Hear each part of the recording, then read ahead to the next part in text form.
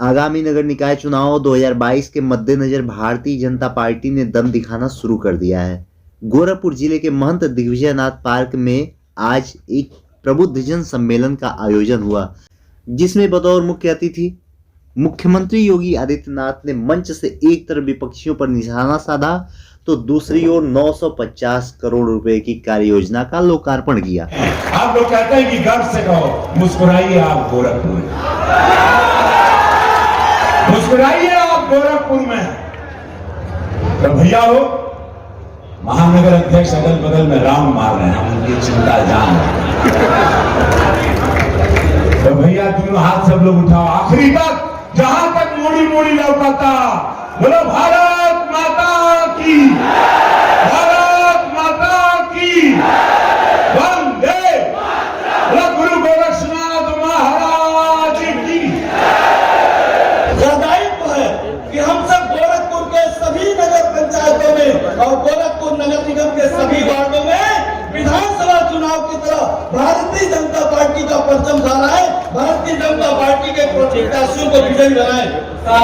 आपसे आग्रह करते हुए कि निकाय के चुनाव में अपने अधिवक्ता समुदाय की ओर से मैं आश्वस्त करना चाहता हूं कि हम सब मिल करके भारतीय जनता पार्टी का परचम लहराए। धन्यवाद, जय हिंद। आपके नेतृत्व में जो विकास हो रहा है, हम सब उद्यमी यहाँ पर जो है बहुत खुश हैं। और निश्चित रूप से अब पहले क्या होता था कि अच्छे अच्छे उद्योग आते थे, लेकिन यहाँ जमीन नहीं मिलने के कारण वो वापस चले जाते हैं। आज जो है जमीन मिलने के उस पर वरुण ब्यूरेज का उद्योग आ रहा है, 45 एकड़ जमीन उनको तुरंत मिल गई, 1071 करोड़ रुपए का इन्वेस्टमेंट हो रहा है। अगर हम हर जगहों पे, हर क्षेत्र में, हर स्थान पर केवल ये 3 इंजन की सरकार बना सके तो आप देख सकते हैं कि जिस तरह से गोरखपुर का विकास हुआ है, उसी तरह से सारे के सारे क्षेत्र में विकास अपना परचम लहराएगा। 2017 के बाद जब महाराज जी आए, सड़कें बनी, primary health centre, CSC, PSC और डिस्ट्रिक्ट हॉस्पिटल, हर जगह बिजली मिलने लगी, हर जगह डॉक्टर तैनात हुए, प्रशिक्षित दाइयां रही और इंस्टीट्यूशनल डिलीवरीज बढ़ी।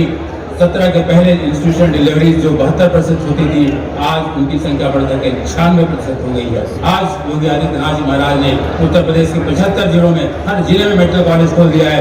54 क्रियाशील हो गए हैं और कुछ क्रियाशील होने की स्थिति में है। अब किसी माँ बहन को अपने गहने नहीं बेचने पड़ेंगे। हर व्यक्ति 1 घंटे के अंदर वो मेडिकल कॉलेज में पहुंच सकता है।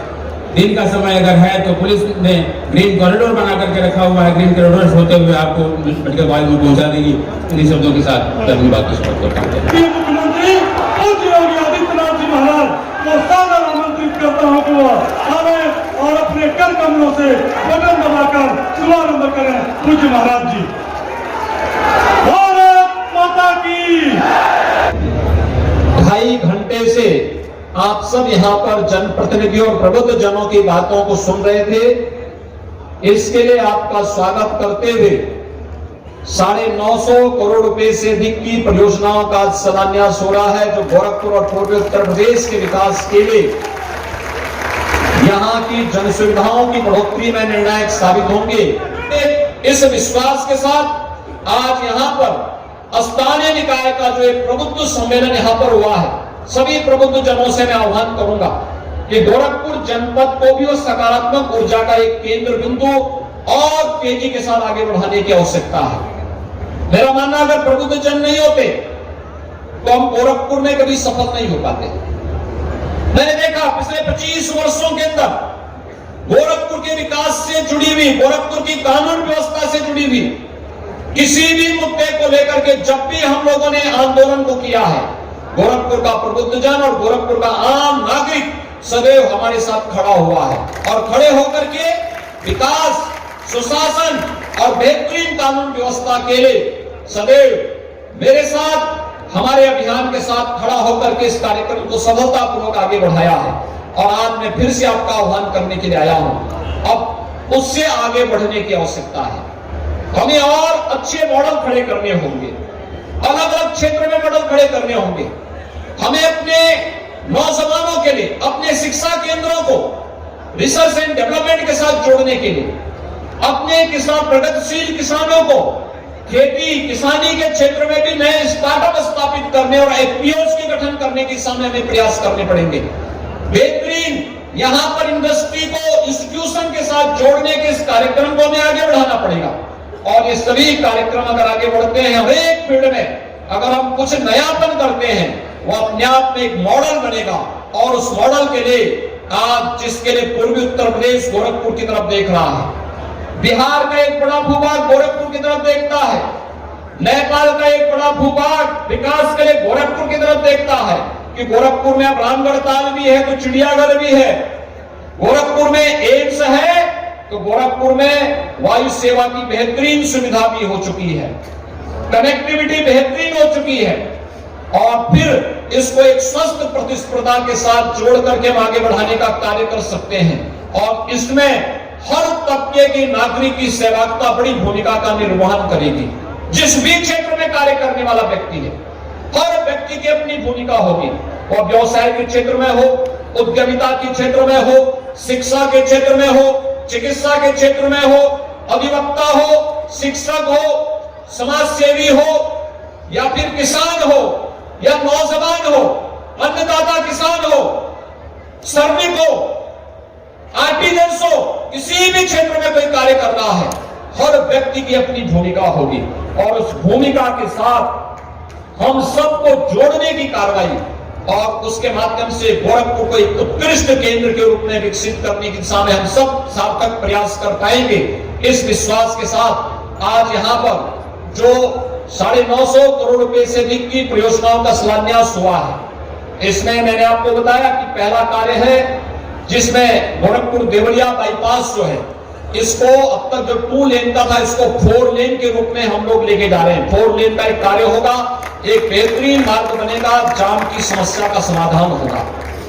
दूसरा है यहां पर ट्रांसपोर्ट नगर से लेकर के पैडलेगंज तक 6 लेन का एक फ्लाईओवर, और देवरिया के लिए बाईपास के लिए भी 4 लेन का एक फ्लाईओवर का वो आएगा। इसके साथ में जाम की समस्या का समाधान, रुस्तमपुर ढाला के पास, आजाद चौक के पास जाम की समस्या का समाधान इसके माध्यम से होगा, लोगों का आवागमन आसान होगा।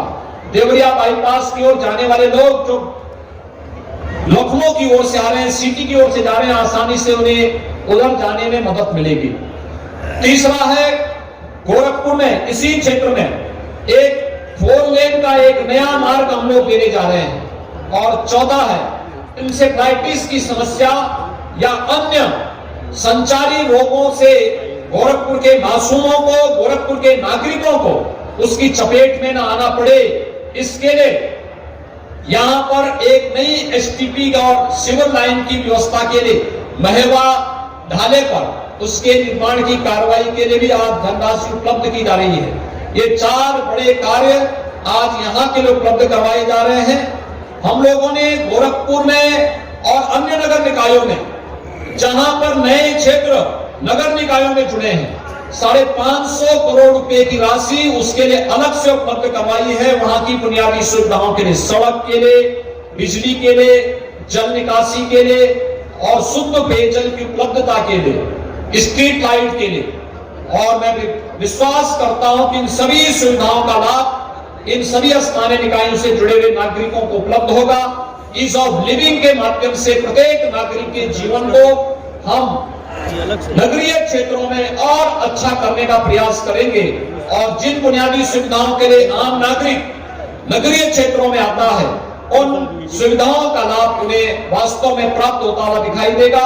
एक बार फिर से आप सभी गोरखपुर जनपद और महानगर के प्रबुद्ध जनों का हृदय से धन्यवाद ज्ञापित करते हुए आप सबका आह्वान करूंगा कि विकास और सुशासन के इस मॉडल को और अच्छे ढंग से आगे बढ़ाने में आप सबका योगदान इसी प्रकार से निरंतर डबल इंजन सरकार के साथ प्राप्त होता रहेगा। आप सबके प्रति मेरी शुभकामनाएं। धन्यवाद। जय हिंद।